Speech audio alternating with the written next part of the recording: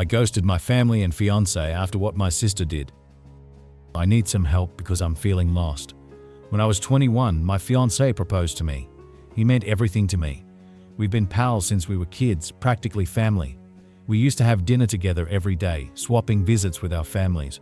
He didn't have any siblings, but I had 2 older sisters. He got along great with them, which was super important to me.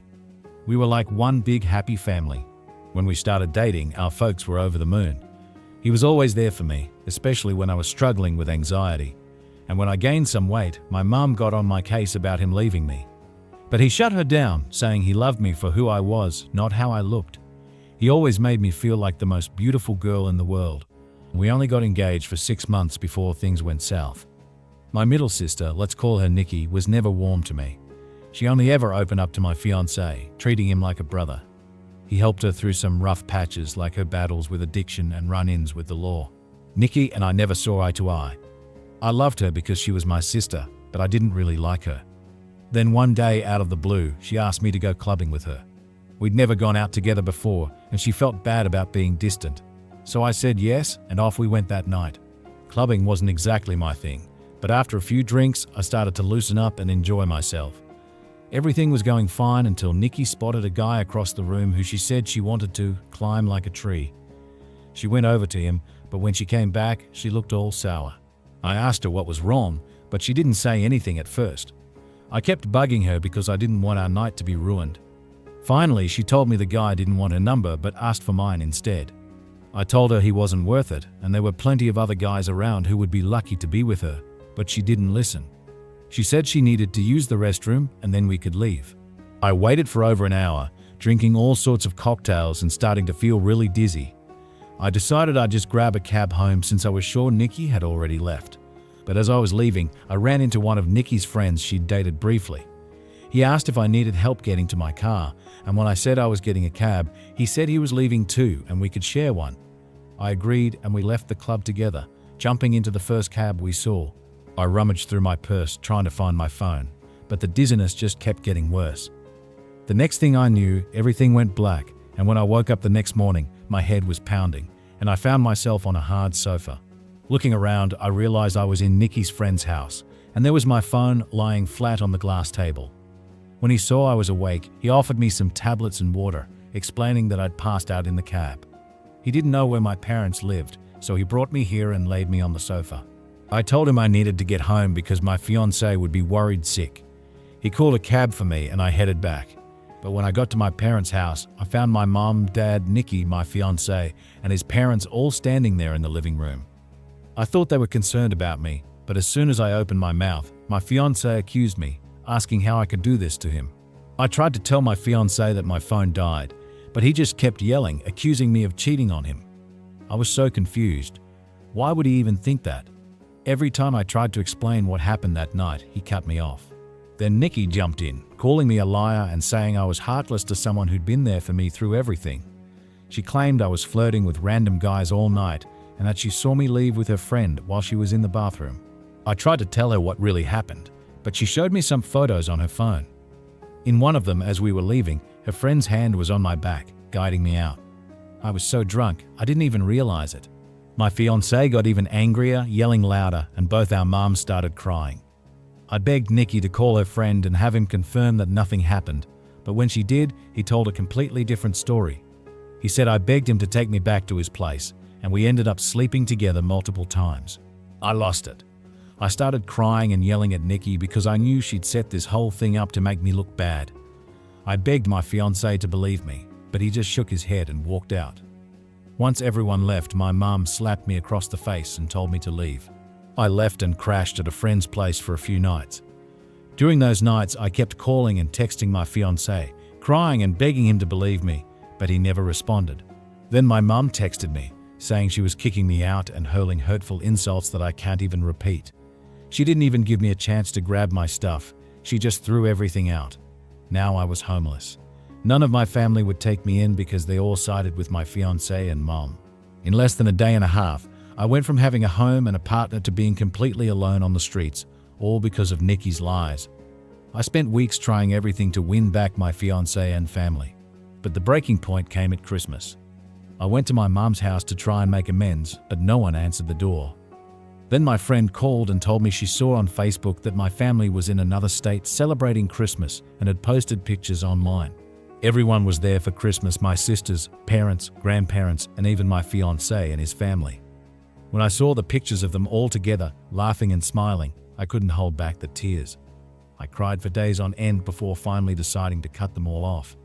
I even returned my engagement ring. A friend of mine knew someone who needed help at their restaurant a couple of hours away.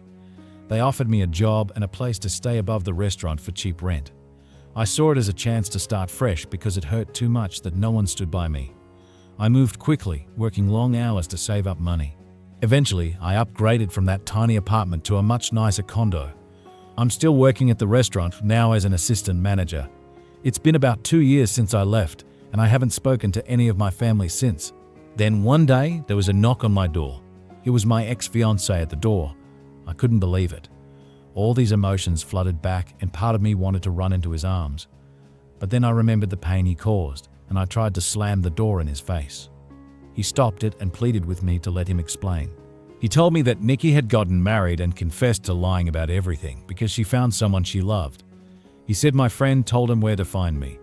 Apparently, my whole family had been trying to reach out to me and wanted to see me. I told him I needed time to figure out if I even wanted them back in my life. He left, and I've been a mess ever since. I don't know what to do. I know I'll never forgive Nikki. She could rot for all I care. But it's tough because my other family and fiancé didn't know the truth. Yet, I also feel like they abandoned me too quickly without hearing my side. I'm torn about whether to forgive them or not.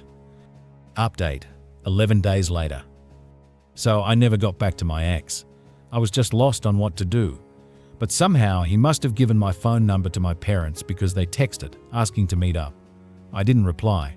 I was thinking of setting up a Zoom call, but they beat me to it. They showed up at my door. Well, my dad did. When I saw him standing there, I got sick and ended up throwing up.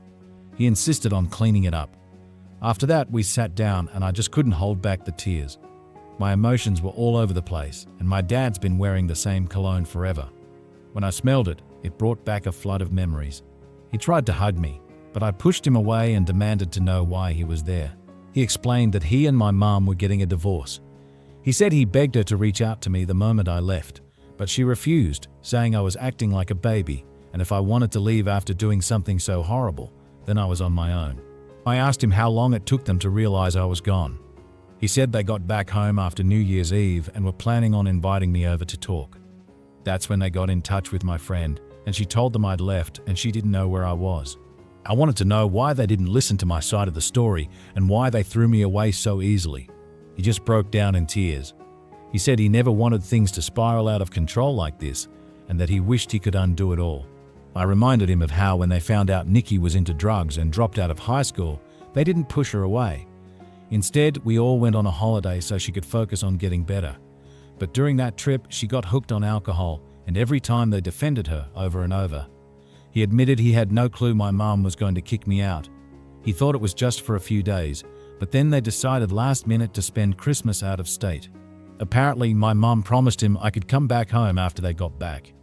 I told him she tossed all my stuff, but he said everything was still there, and she lied about that. I asked him about Nikki, and he said she's dead to him. He wants nothing to do with her. But my mom's been begging him to forgive Nikki, saying she's not well, and they can't afford to lose another daughter. He blocked my mom and Nikki and has been on my ex's case to find me. My ex finally gave in when my dad told him he blocked them both and revealed where I lived. I made it clear to him that he should never show up again without my permission, and he agreed. He asked me what happens next, and honestly, I didn't have a clue. I told him he hurt me badly. Then I poured my heart out, telling him exactly how much he hurt me and what it felt like seeing them all happy without me, how tough it's been. We both ended up in tears, but I felt relieved to get it all off my chest. It felt like a huge weight lifted. Then my dad chimed in. He said he knew a few places around the area and could help me find a better apartment. He also offered to help me get a better job, but I insisted on staying put because my boss had been so good to me and I wanted to repay him. I told my dad I didn't want him to do anything for me. But I did express that I wanted to reconcile, although it had to be on my terms, and it would take a long, long time for me to trust him again, maybe never. He said he'd do anything to make up for what happened. I asked about Nikki and why she did it. She said she thought my ex deserved better than me and wanted to see him happy because he was making too many sacrifices in the relationship. She claimed she loved him like a brother and wanted to break off the engagement. So that night, she asked her friend to escort me out of the club, take some photos, and bring me home to make her plan work. She swore nothing sexual happened, that I just slept on the sofa, and he stayed up playing video games all night until I woke up, which apparently he has proof of. My dad wanted to fetch my stuff from my mum's place and bring it to me, but I told him I didn't want those things anymore. Then I asked about Nikki's husband. Dad said my mum's been tight-lipped about it all, but he had his number and jotted it down for me. After Dad left, I mustered up the courage to call Nikki's husband. I was sweating bullets and felt sick to my stomach. What if I heard her in the background? Anyway, when he answered, I just blurted everything out. Looking back, I regret not easing into it for him. He sounded really confused, so I explained the whole situation again, even mentioning her issues with drugs and alcohol. Honestly, I expected him to blow up at me and defend Nikki. But instead, he let out this long sigh, and well, it turns out, he had a hunch she wasn't exactly innocent. Apparently, she and his sister have been at odds, and Nikki's been spreading lies about her non-stop, causing a huge rift between them. His sister didn't even show up at their wedding. I apologized, but I urged him to patch things up with his sister because Nikki was the problem, not her. We chatted a bit more, and then he hung up. I'm not entirely sure what he's going to do with that info. I hope he decides to cut his losses and leave her because he seemed like a really nice guy, and even he lost his own sister because of Nikki. So I've decided to reconcile with my dad. Mom's always been the one running the show in their marriage, so the fact that he's standing up to her and divorcing her and cutting ties with Nikki shows he's serious about making things right. As for my mom, I don't think we'll ever reconcile. She sees Nikki as a victim too, and at this point, I'm not interested in hearing her excuses. If she reaches out and we talk, I'll update the post. Regarding my ex, I haven't had the chance to meet and talk with him yet. Dad mentioned he wanted to come along, but Dad told him I'd be too overwhelmed if both were there, and seeing them separated will help me make clear decisions. Dad also mentioned my ex was arrested for assaulting Nikki's friend who lied about the whole situation. He was charged, but the charges were dropped a few days later.